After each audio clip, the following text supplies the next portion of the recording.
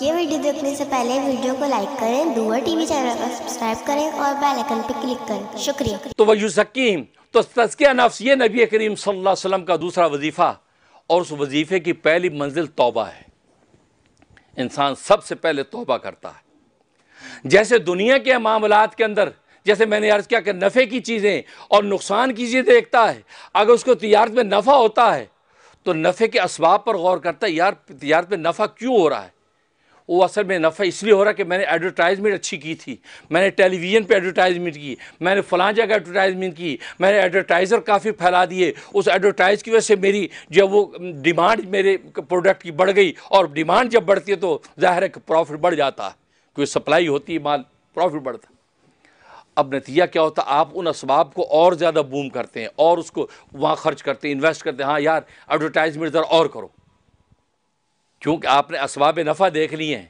اگر نقصان اگر آپ کو ہو گیا ہے کہ تجارت میں نقصان کیوں ہوا، اب اس کو انالائز کرتے ہیں، اور آج کل تو کمپنیاں انالائز کرنے کے لیے آپ کی تجارت کو انالائز کرتی ہیں، کہتی ہیں آپ کو جو نقصان ہوا اس وجہ سے نقصان ہوا، اور نقصان اس وجہ سے ہوا۔ اب وہ نقصان کے راستوں کو روکنے کے لیے، ان نقصان کے راستوں کو ہٹانے کے لیے اب آپ محنت کرتے ہیں کہ نہیں یار آئندہ یہ نہیں ہونا چاہیے، اچھا نقصان اس وجہ سے ہوا، آئندہ یہ ہونا چاہیے، تو گویا کہ سارا تو اینالائز انسان کرتا ہے۔ تو جیسے دنیا کے معاملے کے اندر، دنیا کی تجارتوں کے اندر انسان نفع کے اسباب کے اندر اور انویسٹ کرتا ہے، اور نقصان کے اسباب سے اپنے آپ کو بچا کے وہ نفع کو حاصل کرنے کی کوشش کرتا ہے۔ بالکل اسی طریقے سے دین کے معاملات کے اندر، عبادات اور تشریع امور کے اندر بھی یہی دیکھتا ہے کہ ہاں میں نے عبادات کی ہیں، اس عبادت سے مجھے طمانینت ملی ہے، اس عبادت سے مجھے اللہ کا قرب ملا ہے، اللہ کا دھیان مجھے نصیب ہوا ہے۔ وہ غور کرتا ہے یار کس وجہ سے؟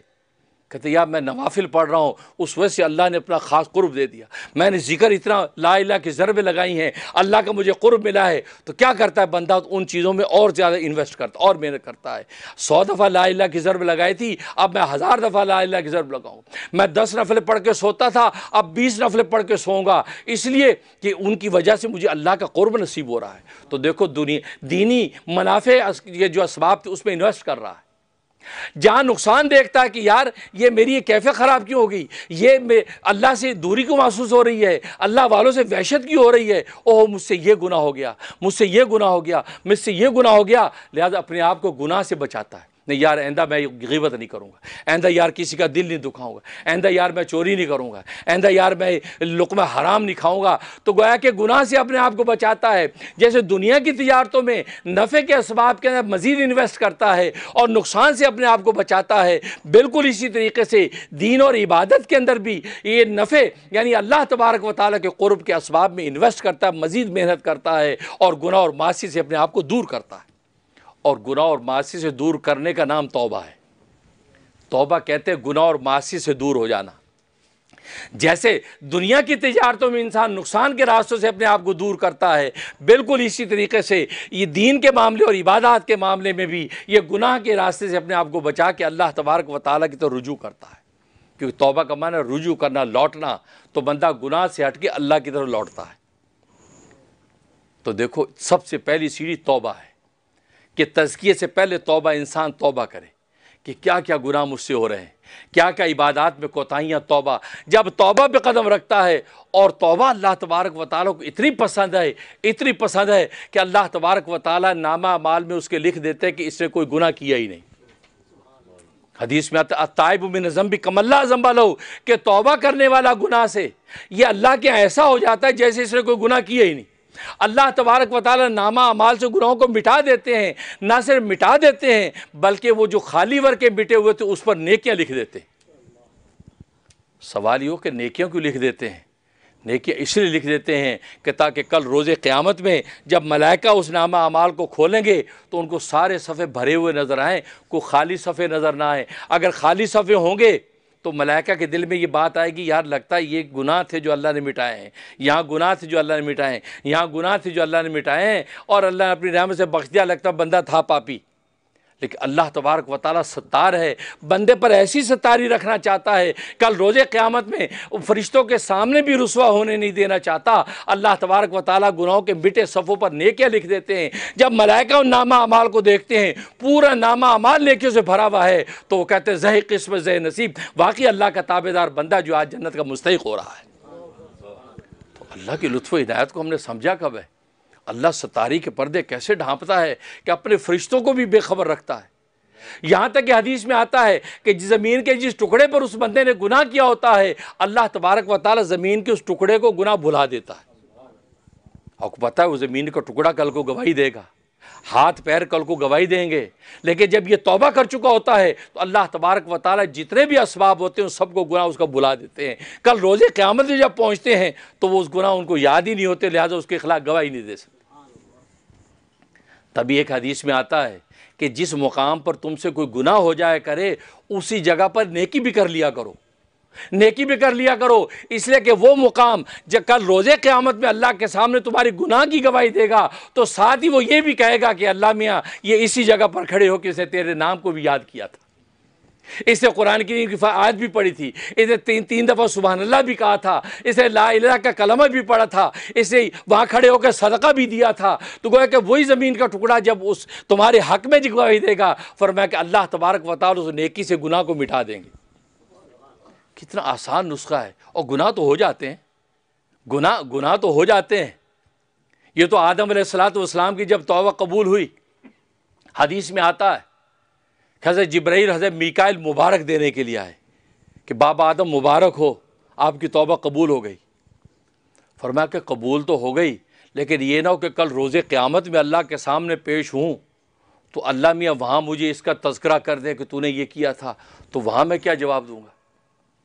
تو اللہ تبارک و تعالی وہی کی, اے آدم جب تو نے سچی توبہ کر لی ہے اب تجھے ہم تانا نہیں دیں گے, اب تجھے تانا نہیں دیں گے. ہاں البتہ یہ ہو گیا ہے کہ تیری آگے جتنی ضروریت ہے یہ تیرا گناہ اور تیری ضروریت کے اندر بھی چلے گا, تیری ضروریت سے بھی اسی طرح گناہ ہوں گے جیسے تجھ سے ہوا ہے.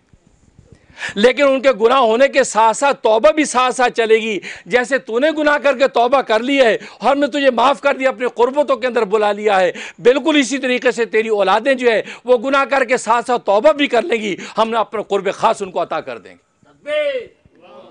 کہ اللہ میاں کو پتہ ہم سے گناہ ہونے ہیں لیکن ساتھ توبہ, کیونکہ بابا آدم نے ہمارے ابا نے ہمیں وہ سنت بتا دی ہے کہ گناہ ہو گیا لیکن توبہ ساتھ ساتھ کرتے چلے جاؤ گے تو اللہ تبارک و تعالیٰ فرماتے میں گناہوں کو مٹاتا چلا جاؤں گا اور قرب خاص دے دوں گا. تو یہ توبہ تو ایسی چیز ہے. تو سب سے پہلے انسان مراقبہ کر کے توبہ کرے گی, یا اللہ جو گناہ ہوئے ہیں بس اس پر سچی توبہ کر. جب توبہ کر لیتا ہے اب اللہ تبارک و تعالیٰ اس کو تانا نہیں دیتے. دنیا والے تو تانا دے دیتے ہیں, اور جی آج حاجی صاحب بنے ہوئے ہیں, آپ جانتے ہیں آپ کو, یار آپ کیا کرتے تھے پہلے. اور حدیث میں آتا ہے اگر کسی سچی توبہ کرنے والے کو کسی نے تانا دیا کہ یار آج بڑے نمازی حاجی بنے پھرتے ہیں آپ وہی تو ہیں, سود کھاتے تھے, آپ وہی تو حرام کاریاں کرتے تھے, آج بڑے نمازی بن گئے, تو فرمایا جس نے تانا دیا اللہ تبارک و تعالیٰ اس تانا دینے والے کو اس وقت تک موت نہیں دیں گے جب تک بےنی اسی گناہ میں اس کو مبتلا نہیں کر دیں گے. آج ہمیں تانا دینے کی عام عادت ہے. ہم کہا یہ ہے ہمیں ڈھکوسلے ہیں جی, 100 چوہے کھا کے بلی حج کو چلی, یہ عام محاورہ بنا دیا, 100 چوہے کھا کے بلی حج کو چلی. سال میں یہ تو سوچو حجی کو چلی ہے, 101 چوہا کھانے کی تو نہیں چلی. 100 چوہے کھانے کے بعد 101واں چوہا کھائے اس کے بجائے حج کو چلی گئی ہے. تو توبہ اسی کا نام ہے کہ 100 چوہے کھا کے اب اللہ تبارک و تعالیٰ کے سامنے گڑ گڑا رہا ہے اور اللہ تبارک و تعالیٰ سے توبہ کر رہا ہے. لہٰذا نبی نے بتا دیا اگر تم نے اس کو تانا دیا آجی بڑے آجی حاجی صاحب آپ بڑے بن گئے نمازی, 100 چوہے کھا کے بلی حج کو چلی, فرمایا کہ یہ تانا دینے والے کو اللہ تبارک و تعالیٰ اس وقت تک موت نہیں دیں گے جب تک اسی گناہ میں اس کو مبتلا نہیں کر دیں گے. کتنی خطرناک بات ہے. اس لیے تانا نہیں.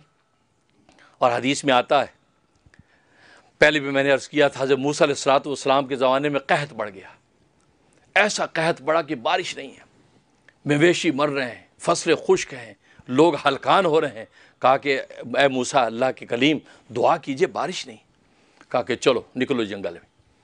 اب جنگل میں نکلے. ایک روایت میں آتا ہے 6 لاکھ بنی اسرائیل تھے, 6 لاکھ. اب وہاں پہنچے ہیں, دعا کر رہے ہیں. جیسے دعا کیا اللہ بارش دے دے, تو بارش تو کیا ہوتی, بادل تو کیا ہوتے, وہ گویا کہ گرمی کی تمازت اور بڑھ گئی, سورج کی گرمی اور تیز ہو گئی. موسیٰ علیہ السلام گھبرا گئے. کہا کہ رب ذوالجلال مجھے معاف کر دے, کیا میری تیری نظر میں کوئی وجاہت نہیں رہی؟ تیری نظر میں اگر میری وجاہت نہیں رہی تو تیرے نبی آخر الزمان, دیکھو ہمارے نبی کا ذکر آ رہا ہے, تیرے نبی آخر زمان جو تیرے محبوب نبی ہیں، تو جس کا ان کا لقب حبیب الرحمان ہے، یا اللہ ان کی وجاہت کی برکت سے یا اللہ تو میری دعا قبول کر لے۔ اور آج ہمیں اپنے نبی کی قدر نہیں ہے۔ موسیٰ کلیم اللہ جیسا نبی اس حقیقت کو سمجھ رہا ہے کہ وہ کہہ کہ اس نبی آخر زمان کی وجاہت اور برکت سے یا اللہ تو میری دعا سن لے۔ تو اللہ تبارک و تعالیٰ فرمایا موسیٰ نہیں ایسی بات نہیں ہے، تیری وجاہت میری نظر میں ہے، ایسی بات نہیں، تو دل چھوٹا نہ کر۔ لیکن اصل میں یہ جو مجمع ہے، اس مجمع کے اندر ایک شخص ایسا بیٹھا ہے جو 30 سال سے گناہ کر کر کے میرا مقابلہ کر رہا ہے، 30 سال سے بغاوتیں کر رہا ہے، میرے مقابلے میں کھڑا ہو کے میرے حکموں کو ماپال کرتا ہے، میرے زمین پر میرے حکموں کو توڑتا ہے، میرے آسمان کی بارش سے ہی وہ میرے حکموں کے خلاف آواز اٹھاتا ہے۔ وہ باغی ہے، 30 سال کا باغی ہے، وہ تیری اس مجلس کے اندر ہے، لہٰذا اس کی نحوست کی وجہ سے آج میں بارش نازل نہیں کروں گا۔ موسیٰ علیہ السلام گھبرا گئے کہ رب ذوالجلال کیا ہوگا پھر؟ کہا کہ جب تک وہ اس مجمع سے نکلے گا نہیں اس وقت تک بارش نازل نہیں ہوگی۔ اب موسیٰ علیہ السلام نے آواز لگائی، اے لوگو، تم میں ایک شخص ایسا موجود ہے جو 30 سال سے اللہ تبارک و تعالیٰ کی بغاوت کر رہا ہے، اللہ کی زمین پر اللہ کے حکم توڑ رہا ہے، اللہ کے آسمان سے نعمتیں لے کر خدا کے مقابلے میں کھڑا ہے، اللہ کا دیا رزق کھا کے اللہ کے مقابلے کرتا ہے۔ کون ہے وہ؟ خدا کے لیے وہ اس مجمع سے نکل جائے، اس کی وجہ سے بارش نازل نہیں ہو رہی۔ پیغمبر بول رہا ہے، اور پیغمبر کا معجزہ کہ پورے 6 لاکھ مجمع آواز گونج گئی، کیونکہ پہلے موسیٰ نے کہا کہ رب ذوالجلال 6 لاکھ کا مجمع میری آواز کیسے پہنچے گی؟ اللہ نے کہا موسیٰ آواز لگانا تیرا کام ہے، پہنچانا میرا کام۔ سبحان اللہ، انتم تخلقون ام نحن الخالقون، بچے تم پیدا کرتے ہو کہ ہم پیدا کرتے ہیں؟ ملنا تمہارا کام ہے، بچے پیدا کرنا میرا کام۔ انتم تزرون ہم نحن الزارعون، کیا تم کھیتیاں اگاتے یا میں اگاتا ہوں؟ کھیتی وہ بیج ڈالنا تیرا کام، بیج اگانا میرا کام۔ اللہ تبارک و تعالیٰ یہ بتا، بس سبب اختیار کرنا تمہارا کام ہے، اس کو منزل پہ پہنچانا میرا کام ہے، میں ہوں۔ اس مومن بندہ پہ اسی بات کا مکلف ہے کہ سبب اختیار کرے۔ موسیٰ نے جیسی آواز لگی پورے عالم میں آواز پہنچ گئی۔ اب وہ جو 30 لاکھ کا باغ اس نے سنی، اس نے کہا، سوچا کہ بات تو میرے بارے میں ہو رہی ہے۔ موسیٰ نے کہا کہ اٹھ جائے، وہ نکل جائے مجمع سے۔ اب وہ چپکے سے پیچھے دیکھتا، وہ سوچتا ہے شاید مجھ سے بھی بڑا کوئی ہو۔ اب دیکھ رہا کوئی بھی نہیں نکلا، چپ۔ تو پھر آواز لگائی، بھائی وہ نکل جائے، بنی اسرائیل پر رحم کرے، اس کی وجہ سے اللہ تبارک و تعالیٰ کی رحمت نہیں ہو رہی، نکل جائے۔ پھر اسے پیچھے دیکھا، ادھر دیکھا، کوئی بھی نہیں۔ 3 دفعہ جب آواز لگے پیغمبر نے تو سمجھ گیا کہ میرے بارے میں بات ہو رہی ہے، میں ہی ہوں وہ پاپی، میں وہ 30 سال کا اللہ کا باغی ہوں، یہ میرے بارے میں پیغمبر کہہ رہے کہ میں نکلوں۔ اب یہ کہتا ہے کہ سوچتا کہ میں نکلوں 6 لاکھ آدمی کے سامنے، یہ بنی اسرائیل کے وہ میرے دوست احباب عزیز و اقارب، وہ کہیں گے اچھا تو ایسا باغی ہے۔ اب بس اندر ہی اندر اس نے خدا کے ساتھ رابطہ کر لیا ہے، اے اللہ میں سچی توبہ کرتا ہوں، مجھے رسوا نہ کر، میں آئندہ ایسا نہیں کروں گا۔ اندر ہی اندر اسے رومال اپنے اوپر ڈالا، خدا سے رابطہ قائم کر لیا، اللہ مجھے معاف کر دے، میں سچی توبہ کرتا ہوں، میں آئندہ گناہ نہیں کروں گا، آئندہ میں بغاوت نہیں کروں گا، میری وجہ سے بارش رکی ہوئی ہے، اللہ رحمت کی بارش نازل کر دے۔ بھائی اتنا کہنا تھا، زوردار بارش نازل ہو گئی، موسلادھار بارش نازل ہو گئی۔ موسیٰ علیہ السلام حیران ہو گئے، اے رب ذوالجلال، وہ پاپی آدمی جو گناہگار تیرا باغی تو اس میں سے نکلا نہیں ہے، بارش کیسے نازل ہو گئی؟ اللہ اکبر۔ رب ذوالجلال فرمایا، موسیٰ اس آدمی نے تیرے مجمع میں بیٹھے بیٹھے توبہ کر لی، اس نے توبہ کر لی، میرے ساتھ رابطہ کر لیا ہے اور میں نے اس کو معاف کر دیا ہے، لہٰذا میں نے اسی حال میں تجھ پہ بارش نازل کر دی۔ موسیٰ علیہ السلام نے کہا، رب ذوالجلال مجھے بتا تو صحیح وہ نیک بندہ ہے کون سا جسے 30 سال تیری بغاوتیں کی ہیں اور ایک لمحے میں اسے توبہ کی طرف متوجہ کیا، تو نے اسے رحمت کی بارش کر دی، مجھے دکھا تو صحیح۔ اللہ، یہ سننے والی بات ہے میرے دوستو، اپنے رب کو ہم نے پہچانا نہیں۔ جس دن اپنے رب کو پہچان لیا، خدا کی قسم رب کا دامن چھوڑیں گے نہیں، رب کے علاوہ ہمیں کچھ نظر نہیں آئے گا۔ آج لوگ کہتے ہیں رب نظر نہیں آتا، لیکن رب کو تم نے پہچان لیا تو تمہیں رب ہی نظر آئے گا، کوئی نظر ہی نہیں آئے گا۔ لیکن تم نے پہچانا نہیں رب کو، اس سے تمہیں رب نظر نہیں آتا، سب کچھ نظر آتا ہے۔ تمہیں دنیا کی طاقتیں نظر آتی ہیں، زمینوں کی وسعتیں نظر آتی ہیں، آسمانوں کی بلندیاں نظر آتی ہیں، آبشاروں کا حسن اور پہاڑوں کا وقار نظر آتا ہے، لیکن تمہیں رب نظر نہیں آتا۔ لیکن جب تم نے رب کو پہچان لیا تو تمہیں رب ہی نظر آئے گا، کچھ نظر نہیں آئے گا۔ کہا کہ رب ضیا مجھے بندہ دکھا تو سی کون ہے وہ. کیا فرمایا؟ اے موسیٰ جب 30 سال میری بغاوتیں کرتا رہا، گناہ اور معصیت کے اندر وہ لت پت رہا، میں نے اس وقت اس کو تجھے چہرہ نہیں دکھایا. اب تو میرا نیک بندہ بن گیا ہے، اب میں اس کا چہرہ دکھا کر کیوں رسوا کروں گا؟ اب میں اس کو دکھا کے کیوں رسوا کروں گا؟ جب گناہگار تھا تب میں نے پیغمبر سے چھپائے رکھا، ستاری کا پردہ تانے رکھا، اور اب تو میرا نیک بندہ بن گیا ہے، اب میں دکھا کے کیوں بتاؤں کہ یہ وہی تھا جو 30 سال بغاوتیں کرتا رہا؟ دیکھو پیغمبر کو بھی نہیں بتایا. اس میں دوستو توبہ ایسی بڑی طاقت ہے سوچ نہیں سکتے. مالک بن دینار کا واقعہ سنا کر بات ختم کرتا ہوں. مالک بن دینار اللہ کا بڑا ولی ہے، حسن بصری رحمۃ اللہ علیہ کے زمانے کا آدمی ہے، اپنے وقت کا بڑا شرابی اور کبابی تھا. وہ بھی توبہ کا بڑا عجیب و غریب قصہ ہے. جب توبہ کر لی اللہ تبارک و تعالیٰ کے سچے بندے بن گئے. جب سچے بندے بن گئے اس کے بعد حضرت معاویہ رضی اللہ تعالیٰ عنہ نے ایک مسجد بنائی تھی ملک شام میں. اس مسجد کے اندر عبادت کرنے لگ گئے. دل میں خیال آیا کہ یار یہ لوگ مجھے مسجد کا متولی بنا دیں یا آج کی زبان میں پریزیڈنٹ بنا دیں. لہذا انہوں نے وہاں بیٹھ کر 2 سال عبادت کی، خوب عبادت کی، خوب نمازیں پڑھی تاکہ لوگوں میں میرا اعتقاد بیٹھ جائے کہ میں بڑا نیک ہوں.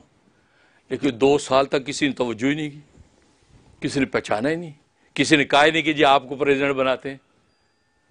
بڑے حیران. 2 سال بعد مسجد سے نکلے تو اللہ تبارک و تعالیٰ نے ہاتف غیبی سے آواز آئی، اے مالک بن دینار اب تو اللہ سے توبہ کر، اس لیے کہ تو نے ریاکاری کے لیے عبادت کی. 2 سال دنیا کو اپنا معتقد بنانے کی عبادت کی ہے، یہ ریا میں چلی گئی. اب تو سچی توبہ کر کے میری عبادت کرے گا تو پھر تیری عبادت اللہ کے یہاں قبول ہوگی.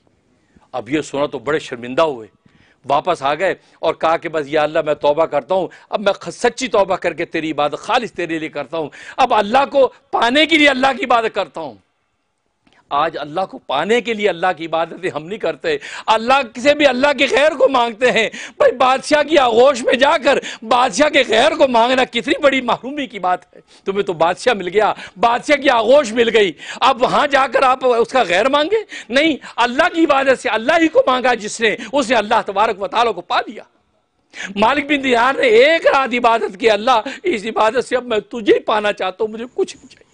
بس اس 1 رات کی اخلاص میں اللہ تبارک و تعالیٰ نے اپنا آپ اس کو عطا کر دیا. ایسا عطا کیا ابھی صبح فارغ ہوئے ہیں، مجمع سامنے کھڑا ہے لوگوں کا کہ آپ ہماری جب وہ متولی ہماری مسجد کے بن جائیں، ہماری مسجد کا انتظام آپ چلائیں، آپ ہم نے اس کا صدر بن جائیں.